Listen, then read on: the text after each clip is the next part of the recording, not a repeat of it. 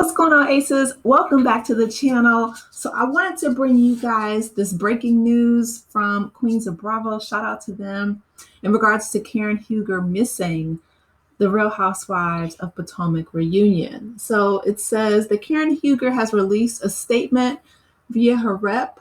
Karen has made the important decision to enter a private recovery program, so was unable to attend the reunion taping today. She was fully supported in this choice. We stand behind Karen as she embarks on this meaningful journey and are proud of her for taking such a significant step forward in her personal growth. End quote.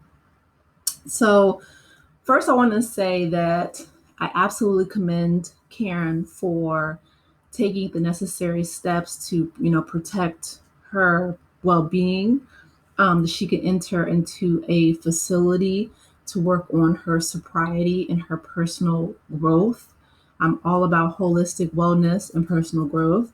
Portia Williams is so messy. So I just wanted to add that at the bottom because she says Portia for real. She said, "Where is Karen?" Because that's exactly what everybody was asking, right? When Bravo put out the seating chart, everyone's like, "Where is Karen?" So Mia is definitely going to be in the hot seat this season. I have to get caught up.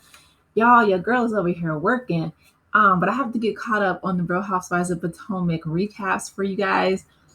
But to be honest, I'm really proud of Karen for taking the step necessary and taking the step forward to enter facility. I feel like the timing is a bit, I don't want to say convenient, but she definitely has, from what I have seen, right, the clips and stuff that I've been able to catch on social media, downplayed a lot of what happened in regards to the DUI. She has tried to get it dismissed. She's tried to just do everything that she could, which, listen, and after all of those, the police cam footage and her just saying, just some of the most ridiculous, Thomas Jefferson's concubine. Like Karen has always been a character, right? The whole grand dame persona, in my opinion, has always been just, a mask for personal feelings of insecurity.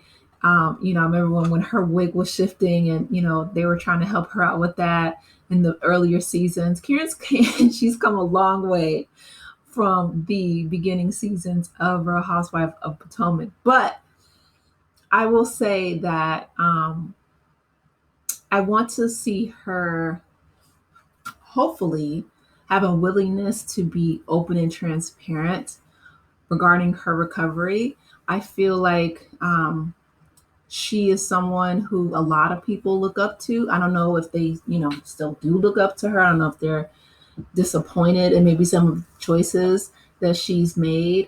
But Karen is someone who, in my opinion, she was always a very level-headed person on Potomac. Was she brought really good energy. She brought that, maternal. She was always like a really great mother to Raven. And, her candle line did very well. She is always someone who, in my opinion, she was always very classy, and nobody's perfect, right? We all have our vices and we all have our personal flaws and things like that. But with this situation, a lot of people feel like she's ducking accountability. A lot of people feel like like I said, she initially tried to get the case dismissed. The judge was not willing to do that. After we saw a lot of the behind the scenes and body cam footage, they say when people are drunk, they speak a sober mind. She was calling the cop poor.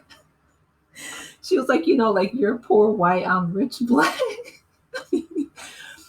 Calling her husband the Black Bill Gates, and even Beyonce put it in a song. Like the taglines and the things that she would say were really funny. But this situation is not funny, and I feel like she could, if she was willing to, and maybe that's something she can work work on while she's in rehab. Her willingness to be open and honest and transparent, can really affect other people. And, you can reach people, in my opinion, being open and more vulnerable than you can putting on a persona and a mask all the time. Like, being the grand dame of, Potomac and all these things. Like, okay, we get it, but that's not sustainable, Karen. That is not sustainable, ma'am.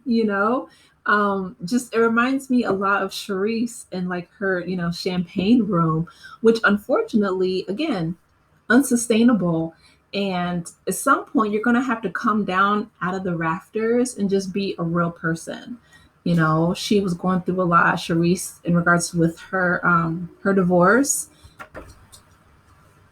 I feel like a lot of it could be, I don't want to say chalked up to like a generational divide, but I'm a millennial.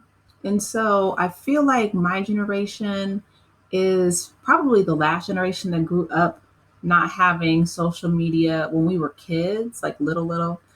Um, and so a lot of us crave reality, right? Like one thing we we grew up on is reality TV, and that came out of the writer strikes from 2008.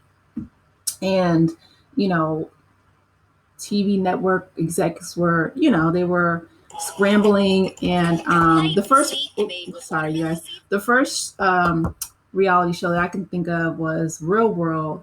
I think it was New York. That was like when I was little, like little. But reality TV exploded from there, and now we have, Real Housewives of all these different cities, right? Franchises. But I think the reality TV, one, it may be on the decline. I just feel like it's saturated. But two, I feel like the reason why it exploded is because it came out of the circumstances of, Hollywood couldn't find writers to facilitate this, these scripts and these, they couldn't write these episodes, and they could not craft and curate, the perfect family dynamics, and, out of these, like the TGI Fridays and the comedy, TV shows and the episodic writing that we were all used to in the past, right? I mean, I feel like Karen's generation was more like the Leave It to Beaver and the, Nick at Night. My mom loves all of those things, right?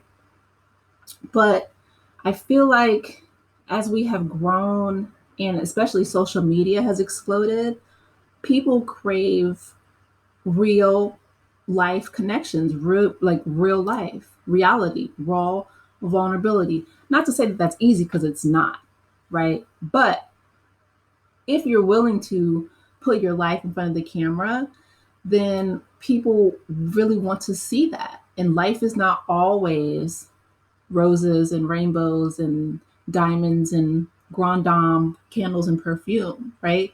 Life has its ebbs and its flows. It has its mountains and its valleys. And I feel like a lot of people feel like they were robbed from Karen, not her going into a facility, because we absolutely want to support her in that journey, but not carrying through the season. Because I feel like, and I might be wrong, but I think that Candy and some other housewives said that they get paid, they're contractually obligated to film the reunion, which is why a lot of times even their husbands would, sit behind them at the reunions, because I feel like that's when the season officially ends. And then they would find out after the reunion whether they would get, invited back for another season, and, so on and so forth. But there's a contractual obligation that you have to attend the reunion and to, answer questions and kind of give a summation or a summary, wrap up everything that's played out in that past season. A lot of people are upset. They feel like they're robbed. But that's, I feel like that's who Karen is. I'm sure this is probably a really difficult time in her life, and my heart does go out to her. I mean, she just lost her parents. She said that she was grieving You know, her marriage with Ray was not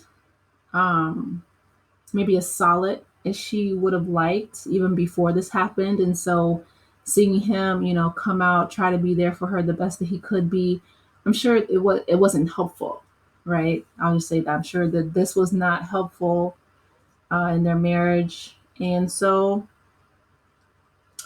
yeah, I mean, I guess she's just gonna have to do things on her own time in her own way. Maybe she can be open and transparent about everything when she's ready, when things have died down a little bit. But we wish her the best. We wish her the best. Y'all know I'm tired. We wish her the best in all of her um, endeavors going forward. Hopefully, this doesn't end her time on Potomac. Well, you know what? Maybe I shouldn't say that. That's what she needs, right? Maybe she does need to focus on her healing journey. A lot of people are comparing what happened with her with like Wendy Williams minus Wendy's lymphedema and Graves' disease, but Wendy too has had issues with substance abuse that caused her to not be able to finish out the season of her show. Sherry Shepard stepped up into and filled that void. But we wish Karen the best in her healing journey and her wellness and her well-being. That's what's most important. So, and Portia, Portia is just messy. She's just going to be Portia. We're waiting for Atlanta, and everything that's played out with her and Simon on social media. Child, the last thing you should be worried about is where where Karen is, because word on the curb is Portia's back in Africa, getting us a replacement for Simon. And I'm like, is the ink dry on their divorce? Like, what's going on? But anyway, you guys, let me know your thoughts in the comment section. We wish Karen all the best. Please be sure to like the video, subscribe to the channel, and I will talk with you in the next one. Take care, Aces. Bye.